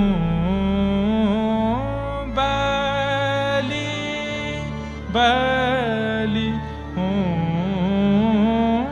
कुंवरी राधिका, नंद सुवन जासों रति मानो, बली बली हूं, बली बली हूं कुंवरी राधिका, नंद सुवन जासों रति मानी हो, बली बली हूं। वे अति चतुर तुम चतुर शिरोमणि, प्रीति करी कैसे रही छानी, तेजो धारत तन कनक पीठ पता, सो तो सब तेरी गति थानी, बली बली हूं कुंवरी राधिका, नंद सुवन जासों रति मानी, बली बली हूं। अंतिम श्वास चल रही है सूरदास जी की और दोनों भुजाओं से बलैया ले रहे हैं। गुसाई जी पूछ रहे हैं क्या दिख रहा है? बोले श्री जी की बलैया ले रहा हूं, जिन्होंने श्याम सुंदर को अपने वश में कर रखो है। हमारे माई श्यामाजू को राज, जाके अधीन सदा ही सांवरो, या ब्रज को सिरताज, हमारे माई श्यामाजू को राज। किशोरी जी का स्मरण करते हुए, सूर सुजान सखी के बूझे, प्रेम प्रकाश भयो बैसानी, सूर सुजान सखी के बूझे, प्रेम प्रकाश भयो जानी, बली बली हूं। तभी वहां बहुत लोग बैठे थे, उनमें से एक बोल पड़ा, सूरदास जी बुरा मत मानियो, मैंने जब से आपके पद सुने हैं तब से लेके आज तक मैंने केवल या तो दीनता के पद आपसे सुने हैं, या तो अपनी धन्यता के पद आपसे सुने हैं, या ठाकुर जी की लीला के पद आपसे सुने हैं। आप कैसे कवि हैं? आपने अपने गुरु के लिए कभी कुछ नहीं गाया, अपने गुरु के लिए आज तक कुछ नहीं गाया। सूरदास जी बोले, तुम्हें प्रिया प्रियतम दिखते थे, तुम्हें श्याम सुंदर दिखते थे, तुम्हें दीन बंधु दीनानाथ दिखते थे, पर मुझे मेरे गुरु ही मुकुट पहन करके ठाकुर जी के रूप में दिखाई देते थे। मुझे मेरे गुरु ही कभी कभी चुनरी ओढ़ करके श्री जी बन के आते हुए दिखाई देते थे। अरे ये सूर की भाषा है, समझना मुश्किल है। मैंने प्रिया प्रियतम को तो देखा ही नहीं है, अपने गुरु को ही प्रिया प्रियतम के रूप में देखा है। मेरे गुरुदेव श्रीमन महाप्रभु श्री वल्लभाचार्य महाप्रभु ही कभी कृष्ण बन के आते थे, कभी प्रिया जी का रूप धारण करके मेरे चित्त में आते थे। उनकी झांकी को ही मैंने गाया है। अंत में जाते जाते भेद खोल दिया सूरदास जी ने, जीवन भर नहीं बताया ये बात, अंत में बता दिया कि मैंने तो अपने गुरु को ही देख करके गाया है। मैं तो गुरु स्तुति ही गा रहा हूं, पर गुरु ही वंशी बजा रहा है तो मैं क्या करूं। मैं तो गुरु स्तुति ही गा रहा हूं, पर गुरु ही रास रचा रहे हैं तो मैं क्या करूं। मैं तो गुरु स्तुति ही गा रहा हूं, पर मेरे गुरु ही सुंदर चुनरी पहन करके और श्री प्रिया जी की तरह मान ठान रहे हैं तो मैं क्या करूं।